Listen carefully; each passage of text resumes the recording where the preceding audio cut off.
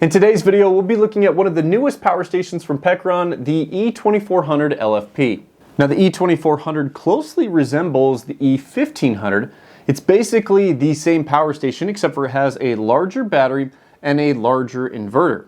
Now a quick breakdown of the specifications, starting with the battery. It's a lithium iron phosphate battery rated at 2048 watt hours of capacity. One of the most exciting things about this power station is the 12 volt high DC output rated for 30 amps. This does have a 2400 watt pure sine wave inverter. It takes up to 800 watts of DC or solar input. The high PV port is good for 700, the low PV port is good for 100, and you can get a combined 800 watts. This does support fast internal AC charging and UPS functionality, and it also supports connectivity with the Pecron Smart app. Now, if you look at both these models side by side, you'll notice that the charge controllers are identical, same with the 30 amp DC output and the USB ports. Even the AC charging location and specs are the same on each model. The only difference is the inverter on this one is 2200 watts, the inverter on this one is 2400 watts, and the battery sections are different. For example, this one's a little bit shorter, that's why this power station is shorter. This is a 48 volt 30 amp hour battery, and this one's a 48 volt 40 amp hour battery, and that's why this power station is taller. Now, since both the E1500LFP and the E2400LFP have 48 volt batteries, they are compatible with the EP3000 48 volt expansion battery from Pecron. This has 3072 watt hours of capacity, and you can connect two of those up to the E2400 for over 8 kilowatt hours of capacity. And they use these nice 90-degree expansion battery cables, so the cables do not stick out very far. Now, one other small thing that I've noticed is that the E1500LFP has a wireless charger on top, and the E2400LFP does not have wireless charging. Now, what about pricing on this power station? Because Pecron's known for their very good pricing. Well, this is currently on sale for $809, and I have a 5% off discount code down in the video description that drops the price down to $768, or about 37 cents per watt hour. Now, with pricing that low, I know people are going to be asking themselves, should I buy this power station, or is this power station the right one for me? And the purpose of this video is to give you guys unbiased, true world performance of this power station. I want you guys to be educated in your purchases, and that's why I do these in-depth review videos showing you how everything works and what the actual performance is.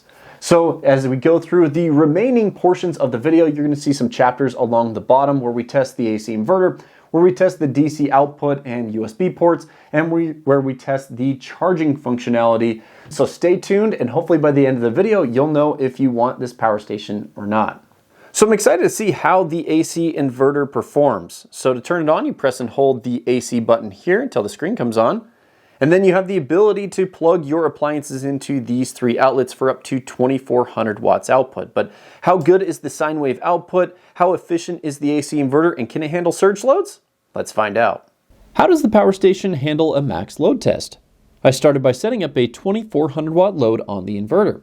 After the test had been going for a few minutes, I moved the camera over to check my oscilloscope. It was showing a pure sine wave output, and I measured 121 volts at 60 hertz, with just a little bit of distortion near the top and bottom of the wave. After about 10 minutes of running that 2400 watt load, the cooling fans were up at full speed. I measured 54 decibels with my sound meter from 3 feet away. Next, I used my thermal camera to make sure the power station temperatures were under control.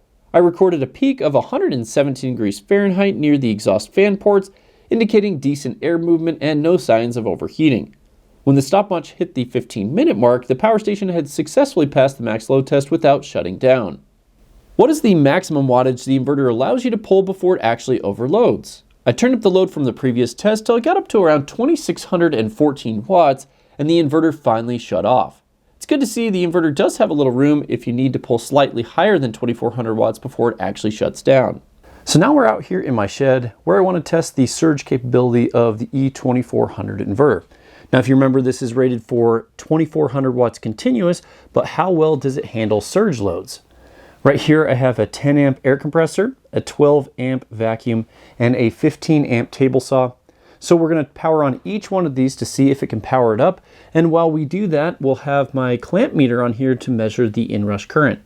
So starting with the first load, which is the air compressor, keep an eye on the clamp meter. It'll show the inrush current in 3, 2, 1. So we measured a total of 22.48 amps as the compressor turned on. Now we'll move on to testing the 12 amp vacuum. Keep an eye on that screen. 3, 2, 1. So quite a bit more amperage at 30.09 amps, and it powered up the vacuum just fine. So now we'll test the largest surge load, which is this 15 amp table saw. Let's see how much it pulls. Turning on the table saw in 3, 2, 1.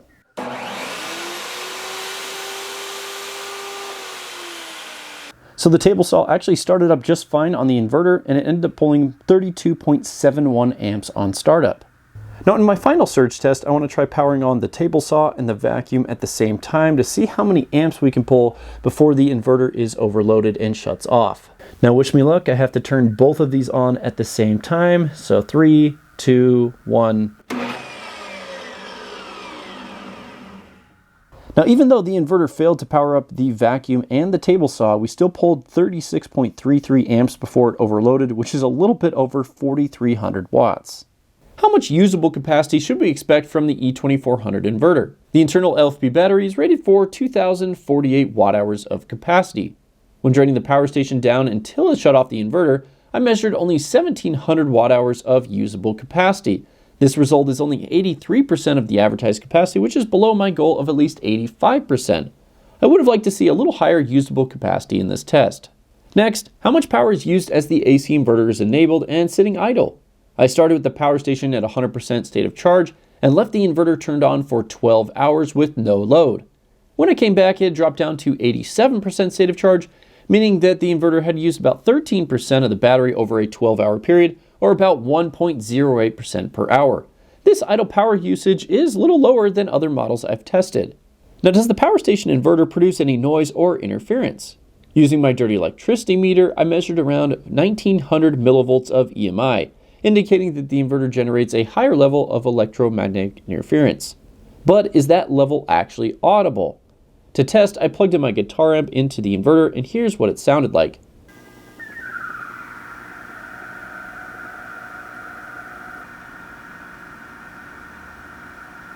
As you can hear, there's no noticeable inverter noise, but the fans produce a unique sound when they start up. They spin at such a low speed initially that it creates a whirling noise whenever they begin turning on. This happens whenever the fans are running at lower speeds.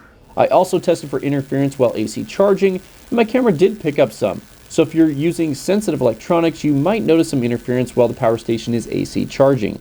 So in the next test, I want to use my outlet tester to see how these outlets are configured. Does it have an open or floating ground, or does it have a bonded ground? So you can see right here that it does have an open or floating ground, typical of a gas generator. Now what happens when you connect the AC wall charging cable? Well, if you look here at this meter, you can see that it becomes grounded. So it picks up ground from its source whenever you are AC charging or in UPS mode. Next, we'll be testing the UPS cutover time for the E2400. For this test, I have my desktop workstation, LED monitor, and studio lights all plugged into the AC inverter while it's charging from the wall in UPS mode. I also have my oscilloscope connected up to the AC inverter so we can measure the actual cutover time as we unplug it from the wall and it swaps over to battery backup. Now I've started a stress test on the PC to give the internal power supply a load so we can get some realistic results. Let's go ahead and start the test. Measuring the cutover time, 3, 2, 1, record.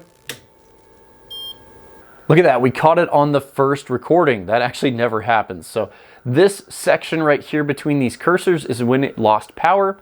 This is when power was cut out. This is when power was restored. And if you look at the distance between these two cursors, it is 9.8 milliseconds. So this has an advertised cutover of 20 milliseconds, but it performed much better at under 10 milliseconds.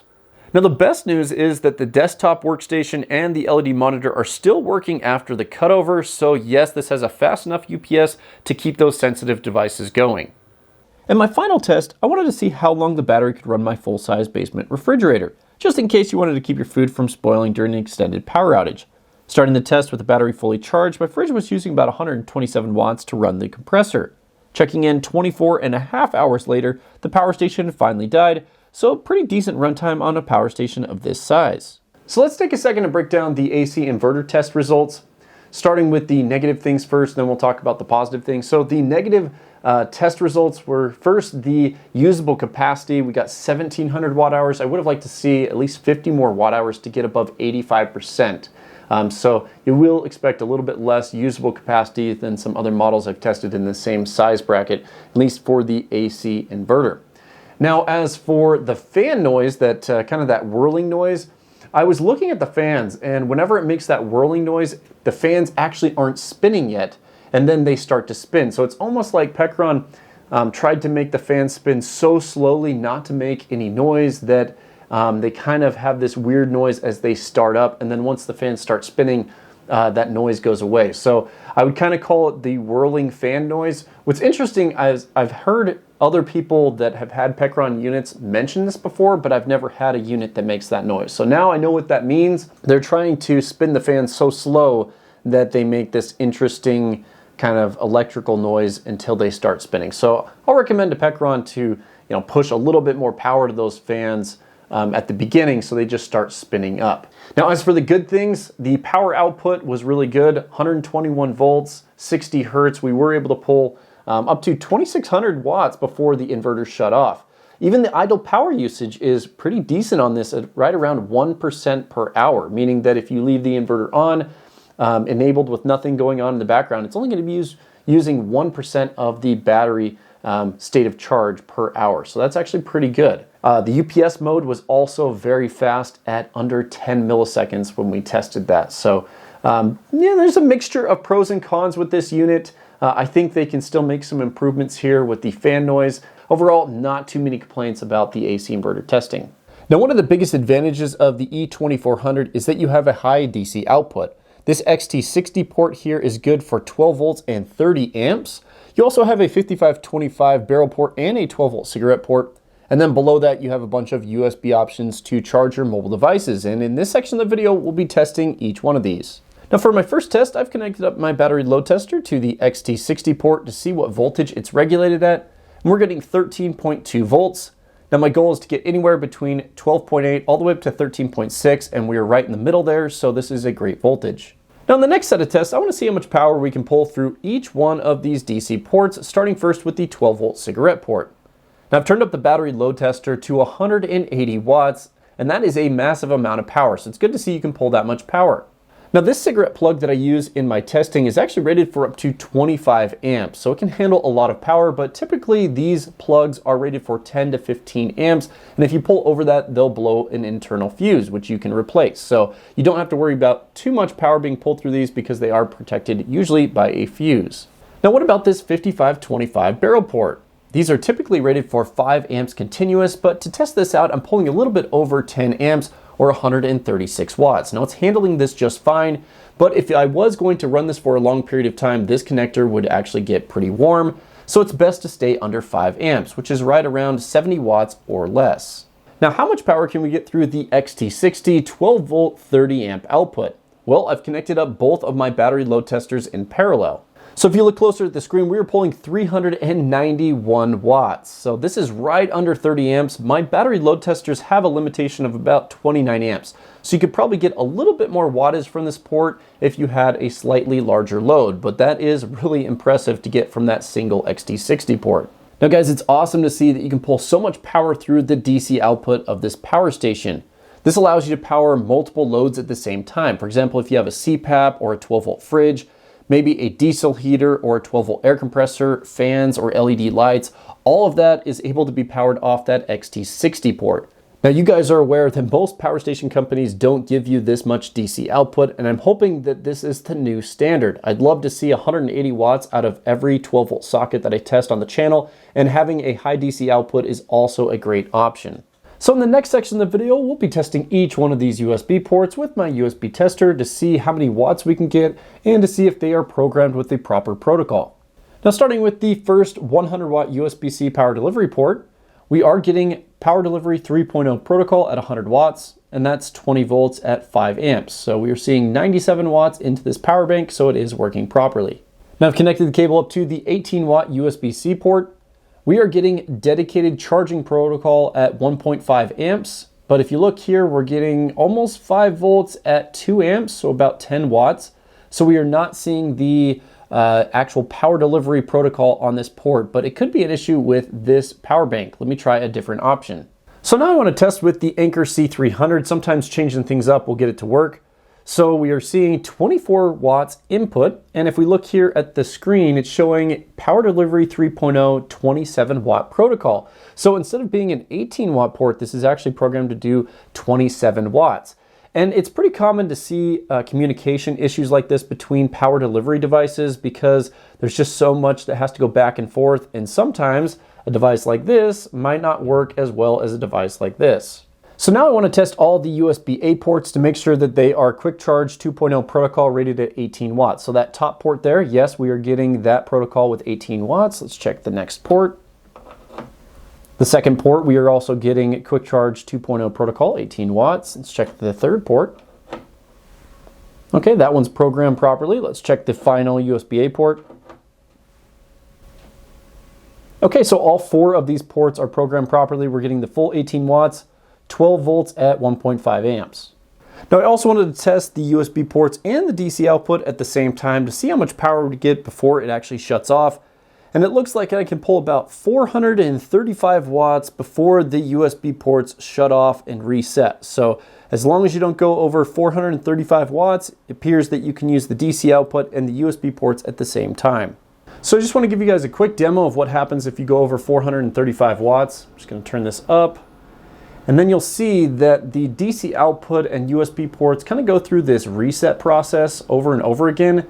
So as long as you don't go over 435 watts, it seems that you can get power from both the DC output and USB ports. Now, how much usable capacity can we expect as we discharge the power station through the DC output? The E2400LFP has an advertised capacity of 2,048 watt hours. While draining the power station completely down until the DC output shut off, I measured a total of 1,854 watt hours. These results were 90.5% of the advertised capacity, which is higher than most power stations I test.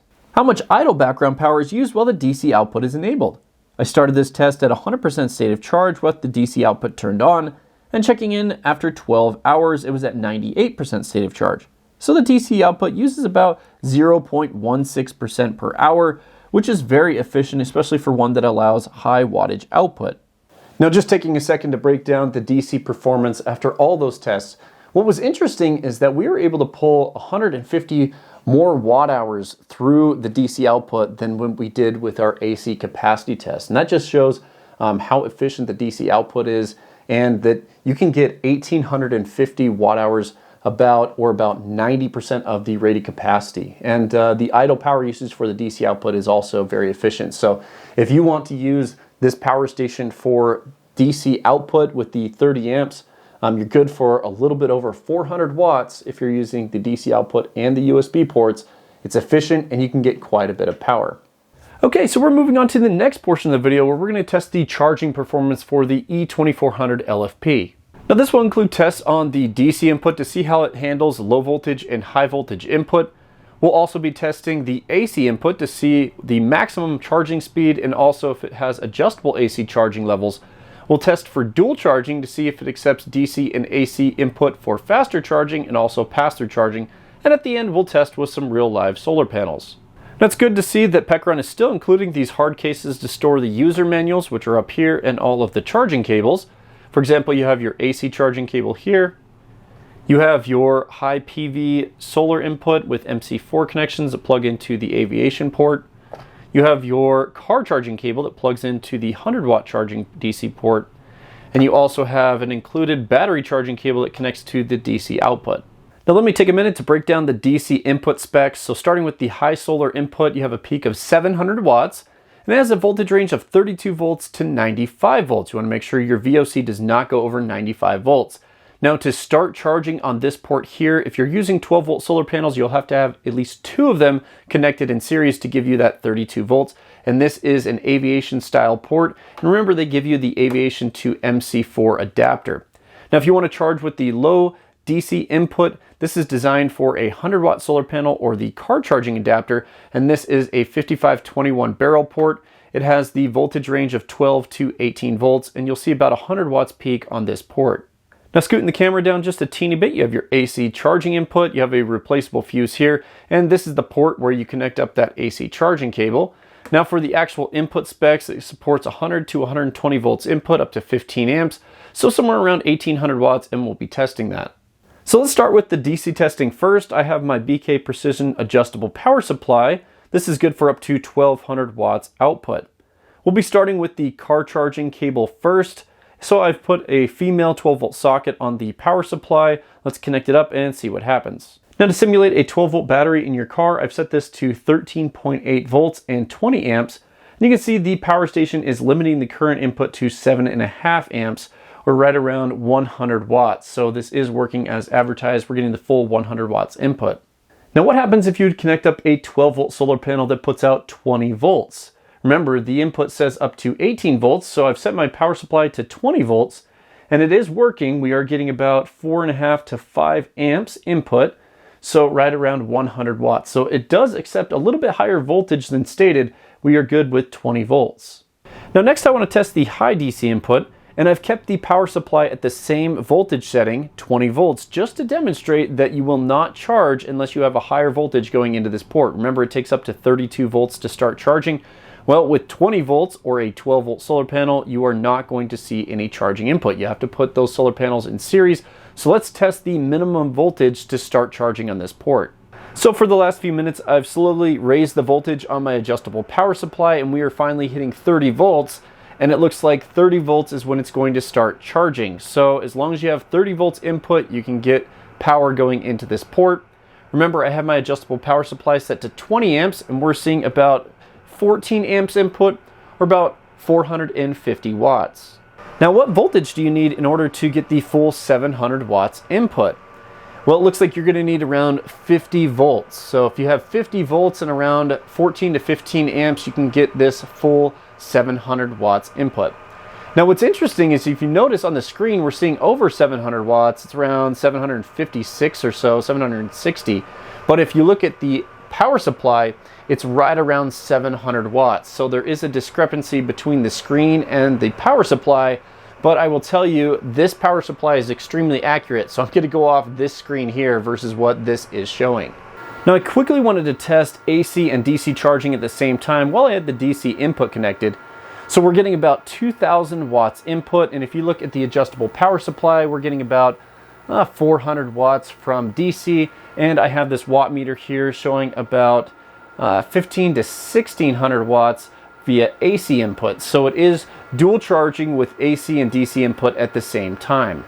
So I've discharged the power station a little bit to make sure that we can hit the peak AC input. So I have this set to 100% charging level, and we're getting a little over 1800 watts input. Now in the Smart app, you can adjust the AC charging speed, so let's see what happens as we adjust those levels. Now within the Smart app, I've adjusted the AC charging speed to 75%. You can see we're getting around 1500 watts input. Setting the AC charging speed to 50% gives you about 1000 watts input. Now you do have the ability to set it to 25% charging speed in the Smart app, and with it set to that level, you're getting 500 watts charging input. So I do like that you can adjust the AC charging speed within the Smart app. There is no way to adjust the AC charging speed on the actual machine via buttons or anything like that. You have to have Smart app connectivity to adjust that charging speed. Now I also wanted to test full pass-through charging to see if it could charge with AC input, if it could have the AC inverter, DC output, and USB ports all enabled, and it does support pass-through charging, so you can definitely charge and use the power station at the same time. I also wanted to test the AC charging efficiency, or how many watt hours it takes to fully charge the battery. Starting when the power station was completely empty, I charged the power station with an inline watt meter, and when the power station was fully charged, the meter showed 2320 watt hours versus the battery size of 2048. The AC charging efficiency is 88.2%. Okay, so let's go ahead and do some solar testing on the E2400LFP. It's been cloudy for weeks. I finally have a day of sunshine. It's mostly sun. I'll try to make sure to test when it's really clear. But for this test, I want to try 4 of these 200 watt solar panels in series. Remember, we have a peak voltage of 95 volts. So if that's over 95 volts, we'll try 3 of them in series, but let's see what happens. Checking the voltage open circuit for 4 of these solar panels is 95.5 volts, so too high to connect up to this, unfortunately. And that's because the weather is so cold today, the voltage is just a little bit high. So in warm weather, the voltage is lower on your solar panels. We're going to try 3 of them and see what the voltage is. So with 3 of these 200 watt panels connected in series, we're getting 71.1 volts. So that is safe to connect up to the charge controller. Let's plug it in. So with the 3 200 watt solar panels plugged in, we are getting actual full rated power from those panels. So 600 watts of solar panels, and we are getting 600 watts into the power station. Now the other option that we can try is actually having 2 of these panels wired together in parallel, and then 2 of these panels wired together in parallel, and then wiring those 2 sets in series for a 2S 2P configuration. So let me go ahead and grab some parallel adapters and we'll try that out on the power station. So in order to make this a little bit easier for the wiring, I actually have 2 wired in series, and then those 2 wired in series, and then they are joined together with these parallel adapters. So we should be getting somewhere around 45 to 50 volts. Let's go ahead and check. So just checking with my voltmeter before connecting it up, we are getting 46.2 volts with that series parallel connection. So if you look at the screen, we are seeing a little bit more power now, up to 643 watts. Now, even though we have 800 watts connected up to the power station, this is limited to around 14 amps. So even though there's 20 amps available in the array, we're losing a little bit there because we're over paneling it. So not quite the full output that we can get from these 800 watts. Now, are we seeing a drop in power? We have a chicken in front of the solar panel. Go ahead and move. Now, if you remember when I tested with my adjustable power supply, we saw peak power at 50 volts and 14 amps. And these solar panels in a 2S configuration give us around 40 volts, so not quite enough power in order to max out the solar charge controller. So you're gonna have to stick with a 3S configuration.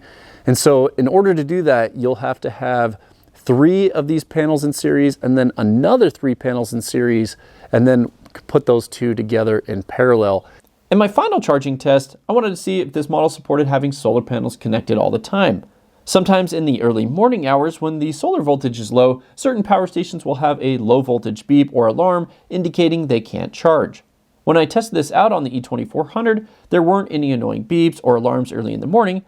It just started charging as the sun started hitting the panels, so no issues having solar panels connected all the time.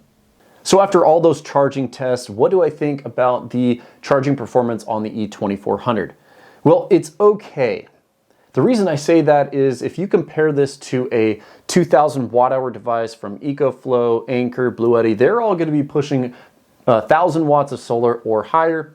And with this one, you're limited to 800 watts. And it's really 700 watts on the high PV port because you'd have to have like a separate 100 watt solar panel just to connect into that 100 watt port. So what I really would have liked to see with this power station is that they would have put the new charge controller in here that's on the E3600, which is up to 150 volts open circuit, and it allows 1200 watts. I think that would have been really awesome for them to include that. From what I can tell, is this is kind of just an upgrade of the E1500LFP. I mean, it's literally the same exact upper part of the power station, a slightly larger inverter and with a bigger battery attached to the bottom. Like you can see the casing here, it's just a little bit taller. So maybe it was just easy for them to, just keep everything the same, but I think they would have knocked it out of the park on this power station if it had one of those 1200 watt controllers up to 150 volts open circuit. So that's just my opinion. You guys will have to let me know what you think about that down in the comments section, but 800 watts is still doable.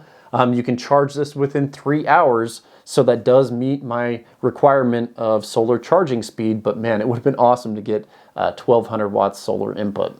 Well, now that we got all that testing out of the way, before we put this through my power station grading system, I want to talk about just a few more details. So starting with the weight of the E2400, this comes in at 45 pounds. Now, if you compare that to the E1500, that weighs 40 pounds. So for 5 pounds more, you get quite an upgrade in battery capacity and also a larger inverter. Now, what type of warranty do you get with the E2400?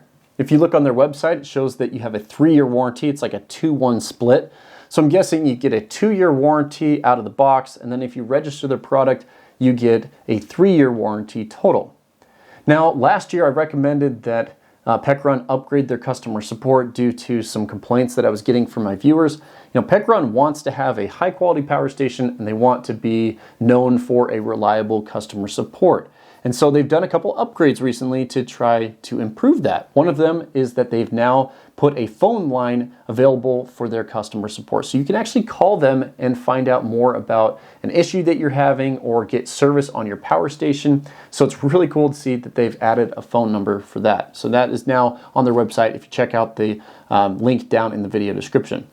The other thing that they've done is they've upgraded their after sales support, meaning that if you have an issue, if you purchase their power station and something breaks and they need to ship it, instead of having a flat rate charge that they used to charge, now Pecron is covering that bill. So for the first year, you'll have free shipping on if you have an issue with their power station. If you register your email with their social media sites, they'll give you a second year of after sales shipping for free as well. So if you have an issue during 1 or 2 years, they will cover the shipping on that order. So it's good to see that they're upgrading, and I hope to hear better things about their customer support this coming year, because they have advised they are hiring more people to take care of basically all the people that are purchasing their products. They want to be well known for a high quality product and also good customer support. So next I want to see how this does in my power station grading system. So on the screen you'll see my power station grading requirements. These are based on viewer feedback for what they're looking for in a power station. If it can meet all 20 requirements, then it can get a perfect score of 10 points. Basically, each checkbox is worth a half point. Let's see how the Pecron E2400 scored.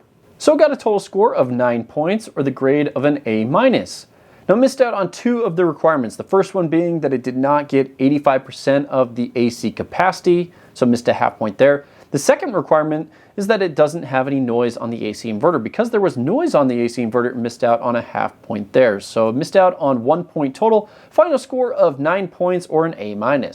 Well, with all the performance testing completed on the E2400LFP, I'm curious, is this the power station that you guys would choose? There are just so many options right now. The market is so competitive. So let me know down in a comment why you'd choose this power station or why you should choose something else. I'm sure Pecron will be listening to that feedback as well. They like to read the comment section. So if you have any feedback about this product, you know, about the screen, the DC output, the AC inverter, the charge controllers, make sure you leave that in your comment and they'll check it out as well.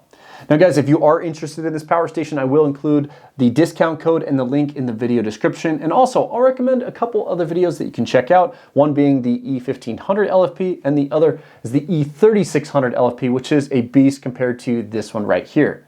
Thanks for watching, guys. We'll see you in the next video.